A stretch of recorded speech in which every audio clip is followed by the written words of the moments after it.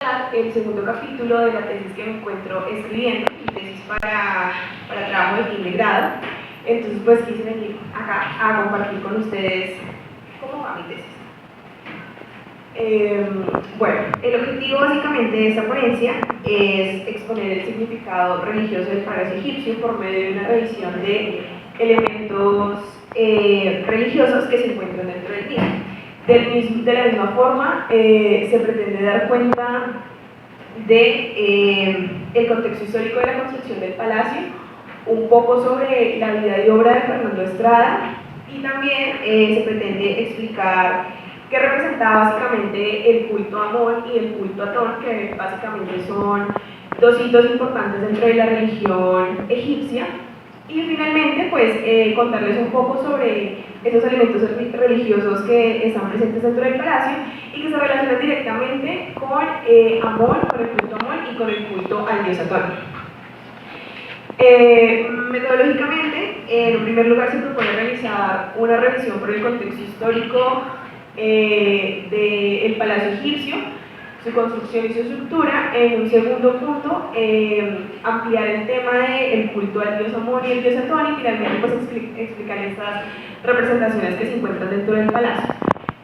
Fuentes primarias, yo podría mencionar que en sí todo el palacio egipcio se trata de una fuente material, principalmente porque los textos que se encuentran dentro del palacio egipcio no son puestos porque sí, fueron textos que Fernando extrajo y copió en su libreta de viaje cuando viajó a Egipto y decidió pues, aplicarlos básicamente dentro del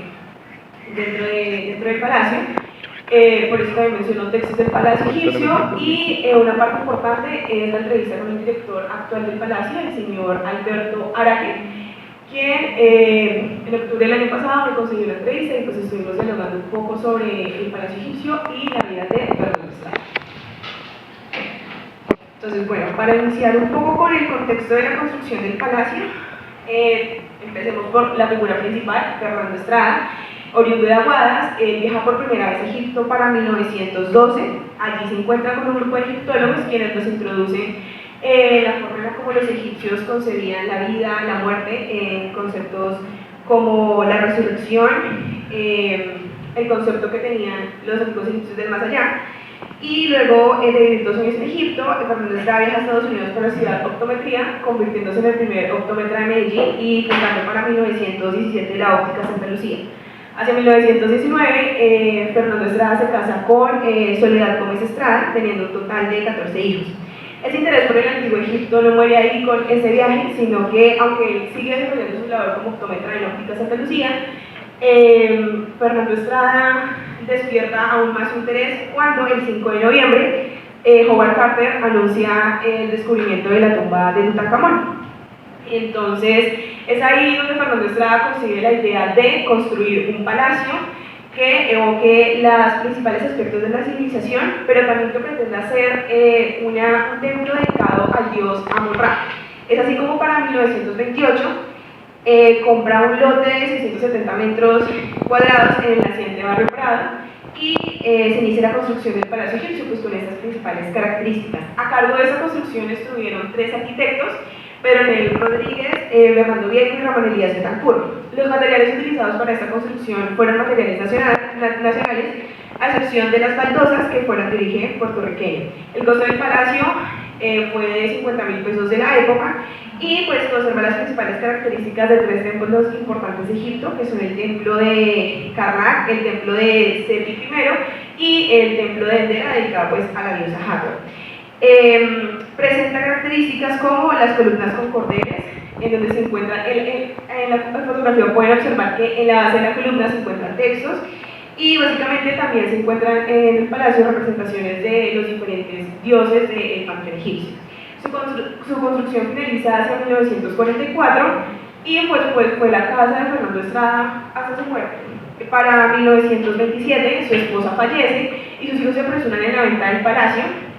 Entonces, en un primer momento se vende a una empresa de publicidad que funcionó hasta los años 80 y luego se lo venden a una logia masónica, quienes decidieron añadir las pinturas que actualmente se pueden ver en las habitaciones que rodean la sala hipóstila del palacio Son pinturas que básicamente representan deidades egipcias, mujeres desnudas, caballeros apocalípticos y fueron realizadas por el masón Camilo Sastre. Finalmente, aunque fue declarado Patrimonio Cultural de la ciudad de Medellín, viene funcionando por medio de una fundación privada llamada Visión Azul, que está a cargo del ingeniero Alberto Araque, y es quien él se encarga de dar de vez en cuando recorridos en el palacio, pero sobre todo ahora está funcionando como un lugar para encuentros de eventos culturales. Ya pasando un poco para explicarles el culto a Amón y el culto a Atón, creo que deben estar rotando por ahí unas como infografías que básicamente representan estos dos hitos importantes dentro de la religión egipcia, el culto a Amón y el culto a Atón. Es bien conocido el carácter politeísta del antiguo Egipto, en donde se le encargaron de darle una asignación a diferentes aspectos de la vida y de la cotidianidad a las deidades egipcias, teniendo así dioses como el dios de la estructura Atón, el dios de la maternidad de las mujeres Hathor, el dios creador Amon-Ra. Entonces, a cada dios le correspondía básicamente un aspecto de la cotidianidad, de la vida, pero también cada ciudad tenía como su dios local, y para el caso de ciudades como Heliópolis, Hermópolis, Tebas y Memphis, estas ciudades, además de tener su dios local, esta deidad principal se relaciona directamente con el mito cosmogónico del lugar, siendo pues el demiurgo del mito. No existía como tal un culto oficial en Egipto, no se podía como generalizarlo, porque en realidad esto era más que todo un conjunto de creencias y orígenes y deidades que se formaban en torno a las divinidades locales, que posiblemente se establecerían por motivos sociales o políticos. También podría darse el caso de un sincretismo religioso entre las divinidades, que es como vamos a ver a continuación, formando nuevos dioses locales, formando como una nueva concepción del origen del universo, pero sin interferir con los demás cultos que se tenían, con las demás creencias.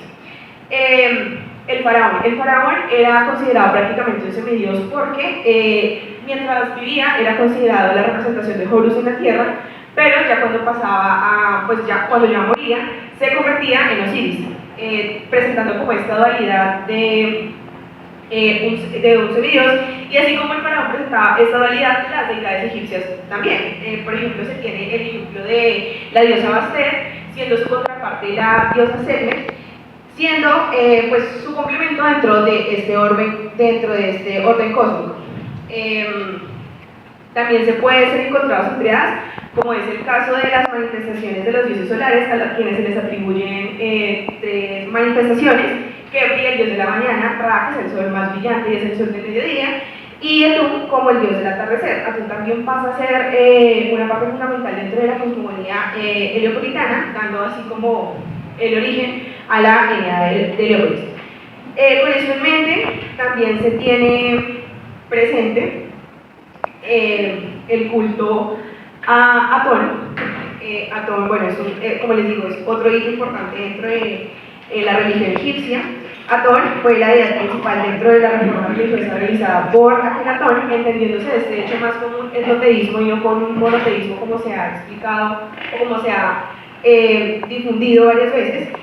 Sin embargo, ese proceso de la reforma que llevó a cabo Akenatón se vino gestando mucho antes con su bisabuelo y pues con su padre, puesto que desde el reinado de Amenhotep II, su bisabuelo estuvo marcado por gustos particulares hacia los cultos solares, y fue de hecho él quien ordenó que se realizara una representación del dios solar con un disco solar con rayos terminados en manos. Creo que lo pueden observar en esta fotografía. Es básicamente la representación del dios Atón, y pues ahí podemos ver a Akenatón alabando pues al dios Atón.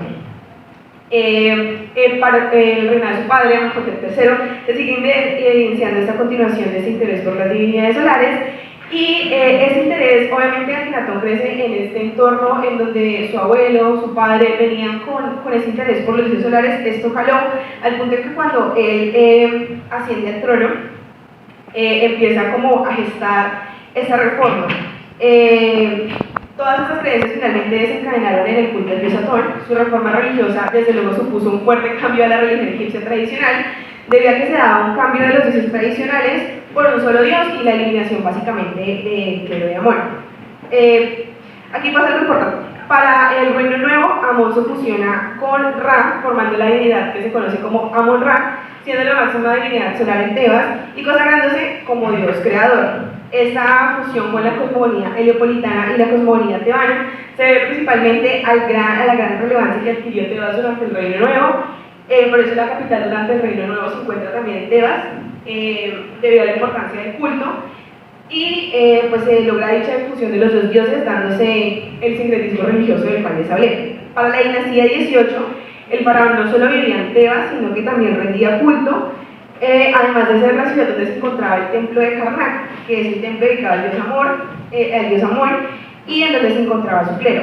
Con la instauración de esta nueva deidad, los faraones pasaron a llamarse Amenemhat, que significa básicamente Amon está al frente. Sin embargo, cuando Akenatón se convierte en faraón, para su quinto año de reinado ordena el traslado de la capital de Tebas hacia un lugar conocido como Amarna, o en su denominación árabe como Tel Amarna, y pues básicamente es un lugar entre Tebas y Menfis que se caracteriza por su paisaje montañoso y en donde Akenatón puede evidenciar como la representación del jeroglífico Akhet, que es la figurita que están viendo en la diapositiva, que es básicamente un sol saliendo entre las montañas. También ordena el cierre de los templos de Amón y pues prácticamente le da el destierro al culto egipcio y los templos son cerrados para que la única divinidad sea Atón. Este nuevo dios representa el sol, se trata de un dios solar que se instauró como dios principal y único durante el reinado de Akenatón. De hecho, de ahí viene que su cambio de nombre de Amenhotep IV, que significa Amón está satisfecho, a Akenatón, que significa servidor de Atón, debido pues a este cambio de deidades. Esta representación pues era un disco solar que emanaba rayos y que finalizaba en manos, como ya lo mencioné, y representaba el antes de la vida a la familia real. Por esa razón pues Akenatón escogió la ubicación de Amarna por todo este hecho, por toda esta simbología, y Amarna o Akenatón básicamente significa el horizonte Atón. Es como en ese momento se da pues ese hipnoteísmo y el orden tradicional de la religión egipcia cambia y pues el clero desaparece. Akenatón se autoproclama como único sacerdote y sumo sacerdote de Atón, siendo el intermediario entre el pueblo y los dioses, escuchando pues las plegarias del pueblo. Este hipnoteísmo instaurado para Akenatón finalizaría con su muerte, porque una vez que Tutankamón asciende al trono, pues Akenatón era un niño, tenía en realidad entre 8 y 9 años, por consejo del clero y de su visir decide terminar por restaurar el culto a Amon-Ra, y respecto a Akenatón se le aplica el Damnatio Memoriae, como la eliminación básicamente de Akenatón de la historia. Por ello sobre el periodo amarniense se encuentran pues, pocos vestigios, pocas fuentes al respecto. Sin embargo, una de las cosas importantes que se conservan a día de hoy sobre esta reforma es el gran himno Atón, que se encontró escrito de forma completa en los textos verticales de la tumba de Ay. Ay fue visir y posteriormente se convierte en uno de los faraones que finaliza la dinastía 18. Y es importante porque este himno Atón se encuentra básicamente, un tercio de eso se encuentra en el palacio egipcio. Se encuentran pues, inmortalizados tanto Akenatón como Atón, a pesar de que el palacio pretende ser evocar un templo de Amon-Ra. Entonces vamos ya con la tercera parte, los elementos que se encuentran dentro del palacio egipcio. Y estas deidades se encuentran en todas las representaciones del palacio egipcio, y es bastante interesante porque pretende ser una réplica de los 3 templos más importantes y que manifiestan características principales de dicha civilización, pero también representa el panteón egipcio, y no satisfecho con eso de representar como este culto tradicional, también pretende representar Atón, quien viene a romper con este orden tradicional de la religión. El disco solar, la representación del culto de Atón, se encuentra principalmente en las puertas de metal y en las puertas de madera del palacio egipcio, en donde también se encuentran flores de loto. Este disco solar se representa en su forma alada y básicamente hace referencia a la perfecta aspiración hacia lo divino. Otros elementos que se rescatan del culto a Atón, como ya lo mencioné, es el himno al sol, y pues es el que están visualizando en pantalla. Fernando Estrada lo tiene fechado el 15 de febrero de 1940, está copiado en jeroglíficos, Fernando Estrada hizo la traducción. Y si lo puede leer rápidamente, queda en evidencia la importancia que tiene Atón dentro de este periodo amarriense. Y pues es curioso que se incluya esa representación dentro de un palacio que también representa demás dioses de la época de Egipto, en donde también toma protagonismo las deidades principales. De otro lado, para la representación de Amon-Ra, no es solo evidente porque las columnas de la fachada, que fueron básicamente copiadas del templo de Karnak, que recordemos, el templo de Karnak es un templo dedicado a Amon-Ra, se encuentran representadas. De hecho, la sala hipósila también es una copia de la sala hipósila de la reina Nefertari, que también se encuentra en el templo de Luxor y también pretende pues estar dedicado al dios Amon-Ra. Además, se encuentran textos egipcios que fueron extraídos de diferentes papiros o textos de las pirámides, y también hace referencia a estas deidades. Les traje un ejemplo muy puntual, que es un fragmento del libro de los muertos, que se encuentra en las columnas papiriformes de la sala hipósila, y pues aunque no muestra la datación del dicho libro de los muertos, por el escenario que se está describiendo se puede evidenciar que se habla del culto tradicional, se refiere hacia los dioses, además que es evidente la escena que se está refiriendo, porque básicamente está hablando del juicio del alma del difunto o el juicio de Osiris. Ya pues, para concluir un poco con esta ponencia, creo que queda en evidencia cómo se manifiestan estos dos hitos de la religión histórica dentro del palacio. Es muy interesante pensarlo así, porque Fernando Estrada pretende hacer un templo que evoque a la deidad Amon-Ra, pero también decide incluir elementos de Atón. Este culto a Atón, y bueno, eso que Atón toma bastante protagonismo, creo yo, dentro del palacio egipcio, porque se liga directamente con la masonería que se estaba desarrollando para principios del siglo XX, del cual Fernando Estrada pues formaba parte. Él tenía una logia llamada El Sol de la Montaña, que pues para mí se relaciona directamente como la forma en la que Akenatón llamó pues a su ciudad, que es básicamente el horizonte de Atón. De hecho representa el jeroglífico. Entonces pues nada, es bastante interesante pues hacer ese significado religioso a partir de esos elementos. Y pues básicamente eso. Muchísimas gracias por escucharme. Esta apenas es la segunda parte de mi tesis y espero estar en un próximo coloquio mostrando los resultados de mi tesis. Muchas gracias.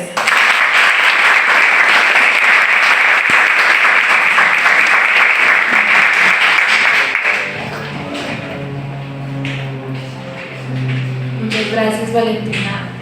Valentina tiene unos panfletos rodando para que los miren. La primera pregunta es: la transición entre los dioses separados, Amón y Ra, y la unificación de estos generó algún tipo de problema o desestabilización en Egipto. Bueno, la verdad considero que no, porque como los mencioné, el hecho de que se diera ese sincretismo entre deidades se hacía más por una razón, creo que yo, política y social, porque se trasladaba pues el culto de la capital de una ciudad a otra, dependiendo de la importancia que dicha ciudad haya tenido para el reino. En el caso del Reino Nuevo, pues básicamente Tebas adquiere una importancia relevante dentro de este periodo. Entonces creo que no hay como un problema, sino es más, está ligado como a factores políticos y sociales de los gobiernos de los faraones, como establecer este culto en la ciudad que tenga más relevancia. Entonces, y era algo muy común que se daba, o sea, que se creara ese secretismo, que se crearan nuevas deidades. Creo que constantemente se estaba haciendo en el Antiguo Egipto. Relacionado con ello, ¿has encontrado otro tipo de sincretismos entre deidades? Es decir, que un pueblo haya sido conquistado y su deidad se haya convertido en una deidad maligna. Bueno, no sé si es una deidad maligna, es que creo que esta cuestión de ese sincretismo religioso creo que también se relaciona con los dioses griegos, si no estoy mal. No sé mucho al respecto, la verdad, pero sí era algo muy común que se da tanto en el Antiguo Egipto, y de hecho cuando Egipto pasa a, pues no estoy segura, es lo que yo considero, pasa a tener pues esta relación con Grecia, creo que también se da este sincretismo entre el panteón egipcio y entre el panteón griego, pero como una deidad maligna, la verdad, pues no sé. La siguiente pregunta es: ¿cómo surgió tu interés en el Antiguo Egipto? Bueno, esa es una pregunta bastante interesante, voy a tratar de resumirla. Básicamente ese interés por el Antiguo Egipto surgió un día que estaba viendo un documental de History Channel con mi abuelo, y yo me empecé a interesar sobre todo por el Reino Nuevo, sobre todo Akenatón, porque el documental era sobre Akenatón. Y desde ese entonces, desde muy chiquita dije, no, yo quiero estudiar egiptología, yo quiero ser egiptóloga. y esa fue la razón por la que entré a estudiar historia, para poder hacer el máster en egiptología. Y la verdad, durante toda mi carrera me he perfilado como a hacer trabajos que se relacionen con el Antiguo Egipto, y por ello una de las razones de que yo haga mi tesis sobre el Palacio Egipcio es básicamente por eso, por permitirme demostrar los conocimientos que he adquirido durante la carrera como historia y enfocarlos hacia un tema que me apasiona mucho, que es el Antiguo Egipto, y pues mejor que se trate sobre Akenatón y la dinastía 18. Esta misma persona pregunta, ¿es Fernando Estrada el único admirador de esta civilización que has encontrado, intentando materializar con grandiosidad? Bueno, la verdad me he enfocado en investigar mucho Fernando Estrada. Me imagino que en Medellín y en todas partes del mundo deben haber aficionados por el Antiguo Egipto, pero me he enfocado básicamente en Fernando Estrada, quien básicamente decidió materializar su uso en su casa, en un palacio básicamente. Yo creo que la gente de la época va a decir, este señor está loco, este señor, ¿qué está haciendo? Pero es básicamente la única persona en la que me he enfocado, pues es mi tema de investigación, pero sí, debe haber gente por toda Latinoamérica. De hecho, en la Catedral de Sal de Zipaquirá se encuentra el Museo de Tutankamón, por si quieren ir a verlo, y intenta evocar como la tumba funeraria de Tutankamón, ahí oculto bajo tierra, por si quieren ir a verlo. ¿Con qué dificultades te has encontrado en el proceso investigativo?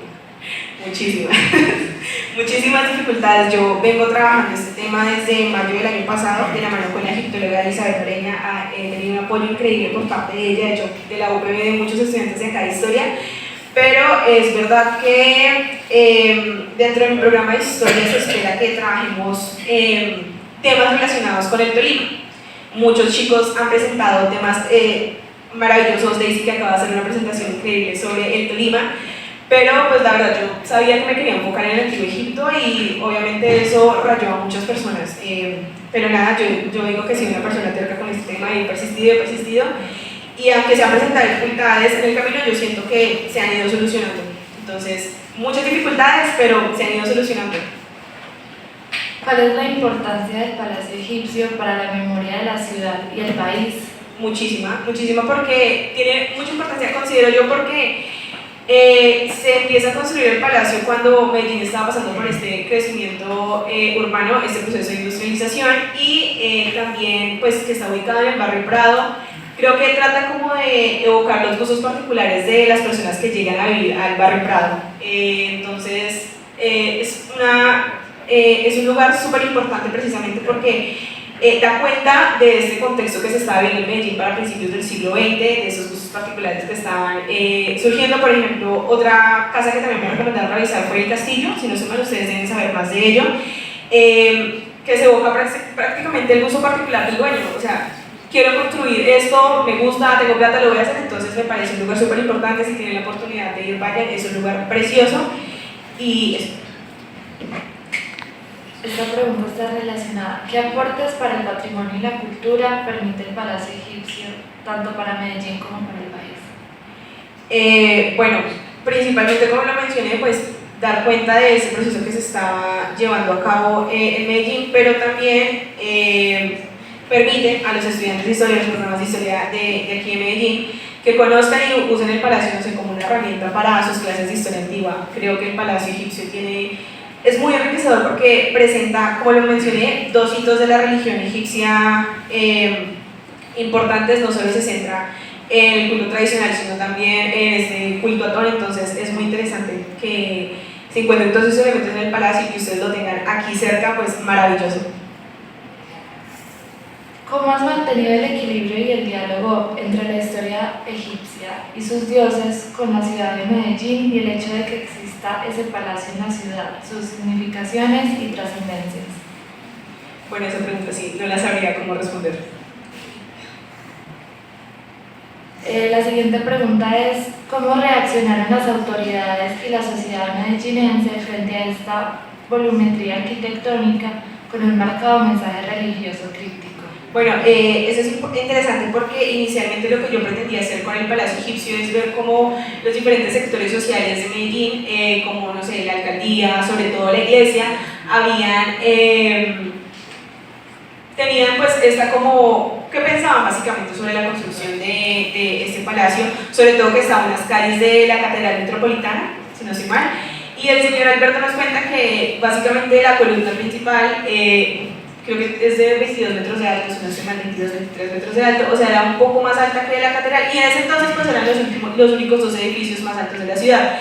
Eso supuso, creo que Fernando Estrada vivió con muchas críticas alrededor, denominada esta ciudad. Para él era la Casa de la Torre, era su hogar, pero para muchas personas era la Casa del Diablo, precisamente porque evocaba un culto diferente, o sea, evocaba una cultura totalmente diferente, dioses, o sea, estamos hablando de un politeísmo. Me dice si que le lo pregunta. Lo siento. ¿Cómo reaccionaron las autoridades y la sociedad medellinense frente a esta volumetría arquitectónica con un marcado mensaje religioso crítico? Bueno, muy mal para ellos, mal. La Casa del Diablo, no se podía pasar por ahí. Me comentaron de hecho que la persona que pasara por ahí era excomulgada de la iglesia. Entonces pues reaccionaron de mala forma porque Fernando Estrada llegó a proponer algo diferente y impuso sus creencias por encima de básicamente de lo que pensara la gente. Me parece admirable de hecho, pero sí reaccionaron mal. Creo que sus amigos más cercanos lo vieron como un proyecto interesante, y por los amigos más cercanos yo podría referirme probablemente hacia la logia masónica, que básicamente estoy 100% segura que las reuniones masónicas se llevan dentro del palacio y se conecta directamente con el propósito de construcción del palacio. ¿Qué funciones realizaban los masones en este templo? ¿Por qué decidieron establecerse en un lugar tan visible, teniendo lugares más discretos a su disposición? Bueno, un lugar tan visible, bueno, la verdad no sabría responder por qué se ubicaron ahí. Yo supongo que es porque pues está dando ese proceso de crecimiento del barrio Prado. Fernando lo vio como una oportunidad de comprar el terreno ahí, pero considero que los masones se reunían ahí, y el director del Palacio Egipcio nos contó algo interesante. La familia Estrada menciona que en la parte de la terraza había un palomar, pero en realidad se cuenta que se usaba para la cremación de los masones. Los masones pues no podían ser enterrados pues en los cementerios católicos, entonces Fernando Estrada prestaba ese espacio para la cremación como un mausoleo, para que pues le dieran ya cuando morían los masones. Y también pues dentro del palacio se dan esas reuniones masónicas, pero la conexión entre la masonería y Egipto es principalmente porque dentro de la masonería se tiene la creencia de que el origen de la masonería se encuentra en el antiguo Egipto. Sí, ellos usan muchos rituales egipcios dentro de su círculo masónico, y pues no sé, creo que la construcción del palacio se debió principalmente pues a como abocar estos orígenes de la masonería y pues que estuviera un poco más conectado con esos rituales masónicos. ¿Se han investigado los rituales y homicidios que se han perpetuado en el palacio en las décadas de los 90 y los 2000?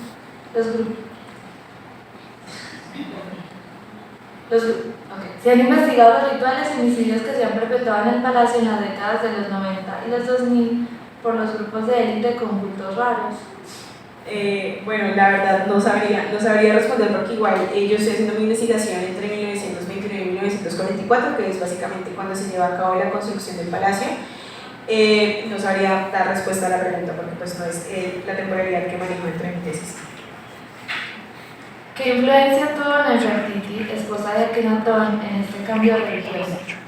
Bueno, sobre la influencia de Nefertiti no he leído bastante, pero Nefertiti llega a ser una parte fundamental dentro de este culto porque ella también es una de las personas que puede escuchar las plegarias que hace el pueblo hacia los dioses, o sea, son ellos dos los intermediarios entre el pueblo y los dioses para que les digan sus plegarias a los dioses. Entonces siento que también fue una parte fundamental dentro de esta reforma religiosa de Akenatón. Nefertiti siempre, a diferencia de otras ocasiones, Nefertiti siempre estaba al lado de Akenatón, siempre fue, considero yo que más que su esposa, como un igual, como la persona con la que compartía estas creencias. ¿Por qué, siendo procedente de Tolima, te interesó este tema en Medellín? Bueno, yo en realidad vengo del Huila, yo nací en Neiva, estoy estudiando en la Universidad de Tolima porque en realidad en la sur colombiana no está la carrera de historia, pero básicamente me interesé en el Palacio Egipcio porque la egiptóloga Elizabeth Noreña me comentó este tema porque yo quería trabajar algo directamente de Egipto. Mi facultad me dijeron que se tenía que relacionar con Colombia, entonces la egiptóloga me presentó el tema del Palacio Egipcio para desarrollar mi tesis. Pocas cosas se han hecho del Palacio Egipcio, si no estoy mal, más enfocados hacia la arquitectura, pero trabajos de historia pocos. Entonces pues me pareció una oportunidad perfecta y nada, pues me enamoré de mi tema de tesis, estoy muy feliz. Y por último, yo creo que para resumirlo, habías comentado. En la actualidad, ¿qué importancia tiene el Palacio Egipcio para Medellín? Bueno, la verdad, sí, le soy sincera, siento que me he dado cuenta estos días que muchas personas desconocen de la existencia del Palacio Egipcio, o saben pero no han ido. Entonces siento que una importancia no la tiene, pero debería tenerla. Entonces la invitación es a que se pasen, vayan, lo conozcan, consulten más, porque es un lugar que tiene, es precioso y es un lugar, pues es maravilloso que lo tengan acá en Medellín, es maravilloso que lo tengan acá en Medellín. Yo amo la historia antigua, entonces me parece genial, genial que tengan esta construcción que evoca precisamente a una civilización antigua. Entonces vayan, pásense y por favor valórenlo, tener la importancia necesaria porque básicamente hace patrimonio cultural de la ciudad de México. Muchísimas gracias. Gracias a ustedes.